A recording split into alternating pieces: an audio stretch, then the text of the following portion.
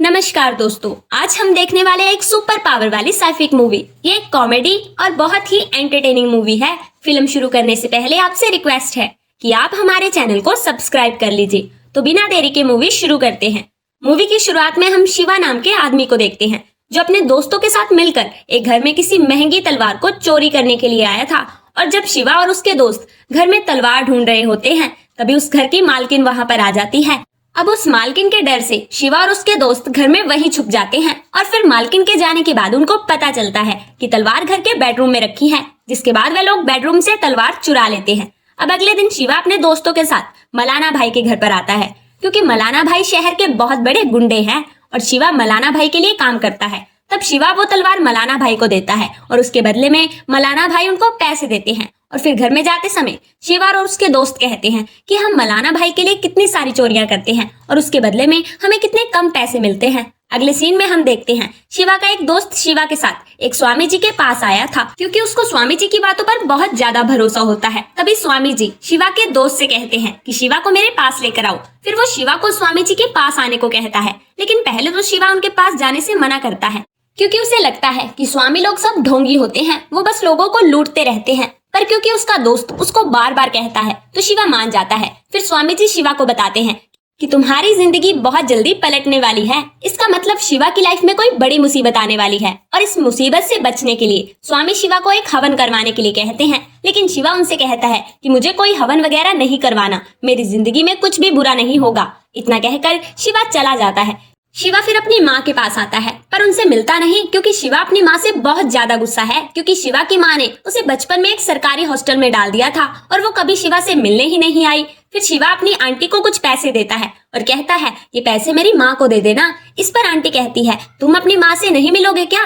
तो शिवा उनसे कहता है नहीं, और वह वहां से जाने लगता है। फिर वहां पर आती है शिवा की माँ और आंटी से कहती है कि मेरा बेटा तो अभी भी मुझसे प्यार नहीं करता, पर आगे जाकर वो जरूर मुझे अपना लेगा। इन बातों से पता चलता है कि शिवा ने काफी समय से अपनी माँ से बात नहीं की। इसके बाद हम शिवा को देखते हैं, जो कि अपने दोस्तों के साथ मस्त पार्टी कर रहा था। वहाँ पर शिवा के दोस्त कहते हैं जब हमारे पास बहुत पैसा आ जाएगा तो हम काफी बड़े बड़े घर बनाएंगे और फिर हम शादी करके उस घर में हमेशा के लिए सेटल हो जाएंगे। अब ये सारी बातें सुनकर शिवा को अपने क्रश की याद आ जाती है, इसलिए शिवा अगले दिन अपनी क्रश से मिलने के लिए पहुंच जाता है। उसकी क्रश का नाम पार्वती है। फिर शिवा पार्वती को अपने पास बुलाता है और कहता है कि मैं तुमसे बहुत प्यार करता हूँ।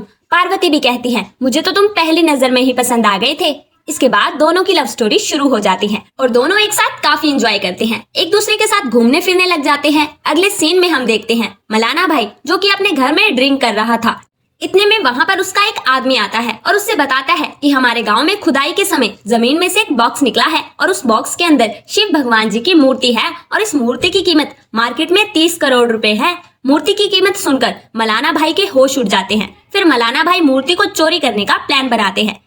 इस मूर्ति को चोरी करके बेचने के बाद मलाना भी करोड़पति बन जाएगा। मलाना अब यही सोच रहा था कि आखिर ये काम दिया किसको जाए। तभी मलाना का एक आदमी उससे कहता है कि भाई ये काम मैं कर लूंगा, पर मलाना भाई को उस पर भरोसा नहीं था, इसलिए वो काम करने के लिए शिवा को बुलाता है। वो शिवा को बताता है कि गांव के स्कूल के अंदर एक मूर्ति रखी गई है और तुम्हें उस मूर्ति को चुराकर मेरे पास लाना है और इसके बाद बदले में मैं तुमको 1 करोड़ रुपए दूंगा। अब 1 करोड़ रुपए सुनकर शिवा और उसके दोस्त के मन में लालच आ जाता है और वे इस काम को बिना सोचे समझे करने के लिए मान जाते हैं। जिसके बाद शिवा को पता चलता है कि स्कूल के बाहर कुछ पुलिस वाले मूर्ति की निगरानी पर हैं। फिर शिवा अपने दोस्तों के साथ मिलकर मूर्ति को चुराने का प्लान बनाता है और शिवा दारू की बोतल लेने वाइन शॉप पर जाता है। तभी एक बच्चा वहां पर दारू खरीद रहा था। इस पर शिवा दुकान के अंदर आकर दुकान वाले से कहता है कि अगर आज के बाद तुमने किसी बच्चे को शराब बेची तो मुझसे बुरा कोई नहीं होगा। इतना कहने के बाद शिवा और उसके दोस्त स्कूल के पास आ जाते हैं और प्लान के मुताबिक एक दोस्त पुलिस को दारू पिलाकर उसका ध्यान भटकाने की कोशिश करता है और जब पुलिस का ध्यान पूरी तरह से शराब पर होता है तब शिवा स्कूल में घुस जाता है और मूर्ति चुरा लेता है। वह मूर्ति का बॉक्स अपने साथ लेकर घर आ जाता है। शिवा 1 करोड़ के लालच में बहुत ज्यादा खुश होता है। शिवा खुशी में इतना पागल हो जाता है कि उसको रात भर नींद नहीं आती।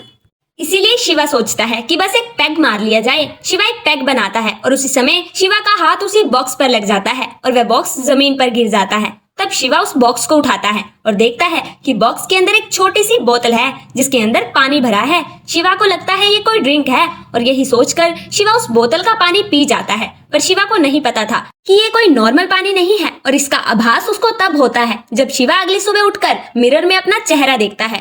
उसका चेहरा बिल्कुल बुजुर्ग आदमी की तरह हो जाता है और सब कुछ देखने के बाद शिवा घबरा जाता है कि कहाँ गई मेरी जवानी। एकदम से तब उसको स्वामी की कही बातें याद आती है। तभी शिवा उस मूर्ति को अपने हाथ में लेता है तो वो एक छोटे से पत्थर में बदल जाती है। शिवा भागते हुए स्वामी जी के पास जाकर उनको सारी बातें बताता है तो स्वामी जी उससे कहते हैं कि मैंने तो तुम्हें पहले ही संकेत दिया था और कहा था कि तुम एक हवन करवा लो जिससे ये संकट टल जाएगा, लेकिन तुमने मेरी बात नहीं मानी, इसीलिए तुम्हें पछताना पड़ रहा है। और फिर शिवा उनसे इस प्रॉब्लम से बचने का उपाय पूछता है। तब स्वामी जी बताते हैं कि तुम अब हर समय अलग अलग रूप में बदलते रहोगे और इससे बचने का एक ही उपाय है कि पूर्णिमा के दिन जैसे ही सूरज की रोशनी पत्थर पर पड़ेगी तब पत्थर मूर्ति में बदल जाएगा और फिर तुम मूर्ति को पानी से नहला देना और उस पानी को पी लेना, जिससे तुम्हारी सारी मुसीबत दूर हो जाएगी। अब शिवा अपने दोस्तों से कहता है कि यार मैं ही शिवा हूँ, पर उन्हें उसकी बातों पर यकीन नहीं होता। उसके बाद शिवा अपने दोस्तों को मूर्ति वाला बॉक्स दिखाता है। तब जाकर उन सभी को शिवा की बातों पर यकीन होता है। पर अभी शिवा पर असली मुसीबत तो आनी बाकी है, क्योंकि शिवा को वो मूर्ति मलाना भाई को जो देनी थी, अब शिवा के पास मूर्ति तो है ही नहीं, वो तो पत्थर बन गई है। इसीलिए शिवा मलाना से बचने का उपाय ढूंढ रहा होता है। तभी उसका एक दोस्त कहता है कि हमें कुछ समय तक मलाना की नजरों से छुप कर रहना पड़ेगा। अगले सीन में हम मलाना भाई को देखते हैं जो शिवा को कॉल कर रहा था, लेकिन शिवा का फोन तो स्विच ऑफ था।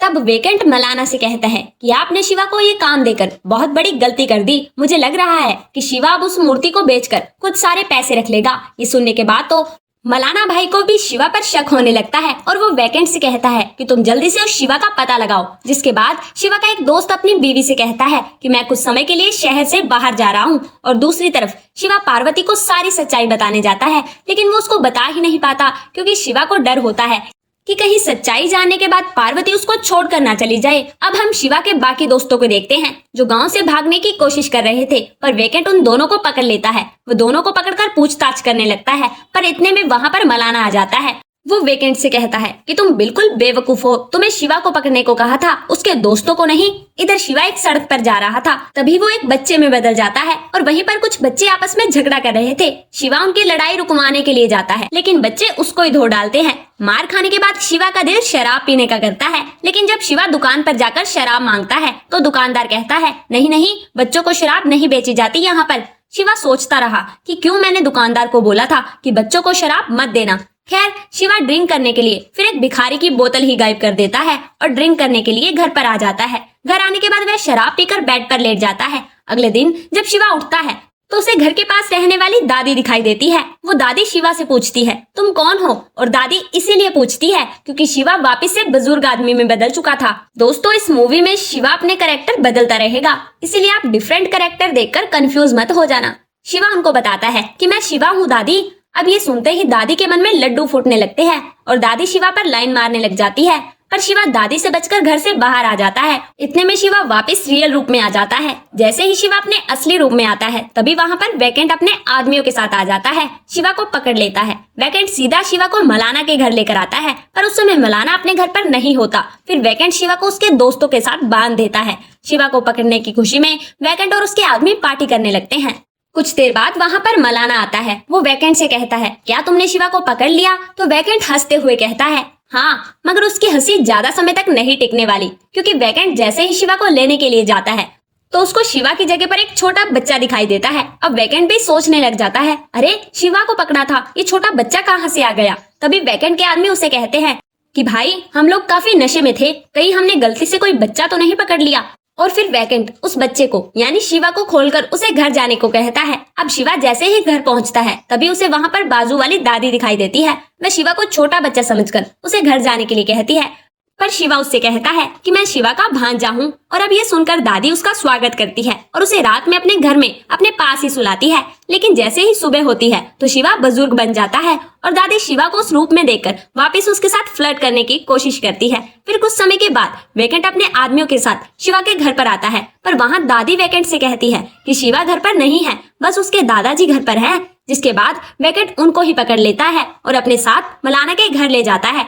वैकेंट मलाना को कहता है कि ये शिवा के दादाजी हैं, हम इनको पकड़ लाए। अब मलाना उसको कहता है कि अगर इस बार शिवा नहीं मिला तो मैं तुझे जिंदा नहीं छोड़ूंगा। और जैसे ही मलाना दादाजी के पास पहुंचता है, उससे पहले ही शिवा अपने असली रूप में आ जाता है। और शिवा को देखकर अब मलाना की खुशी का ठिकाना नहीं रहता। वो शिवा से पूछता है कि मूर्ति कहाँ पर है। शिवा मलाना को पत्थर दिखाकर कहता है यही मूर्ति है। और उस वक्त वो वैकेंट भी वहीं पर था और उस पत्थर को अपने हाथ में रखकर कहता है कि क्यों बेवकूफ बना रहे हो, ये तो एक पत्थर है। और इतना कहकर वैकेंट उस पत्थर को फेंक देता है।